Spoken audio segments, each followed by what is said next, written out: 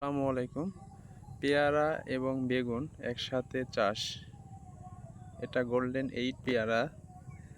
এর সাথে তাল বেগুন চাষ করা হয়েছে সারির মাঝখান দিয়ে। প্রতি সারি থেকে সারির দূরত্ব ছয় ছয় হাত, আর গাছ থেকে পেয়ারার গাছের দূরত্ব 5 হাত, আর মাঝখান দিয়ে এক লাইন তাল বেগুন চাষ করা হয়েছে গোটা ভূমিটায়। এভাবে যদি আপনারা চাষ করেন অবশ্যই লাভবান হবেন, কারণ এই বেগুনটা, তাল বেগুনটা 7 থেকে 8 মাস পর্যন্ত হারভেস্ট করা যায়। 7 থেকে 8 মাস পর্যন্ত হারভেস্ট চলমান থাকে। এবং পেয়ারা, যে গোল্ডেন 8 পেয়ারা, এটা 6-7 মাস পরে এখান থেকেও হারভেস্ট হালকা হালকা শুরু হয়ে যায়। তখন বেগুনের গাছগুলো তুলে দিয়ে পেয়ারা কারবারটা শুরু করা যায়। এবং এভাবেই এখানে চাষাবাদ করা হয় এবং কৃষকেরা লাভবান হয়। ধন্যবাদ।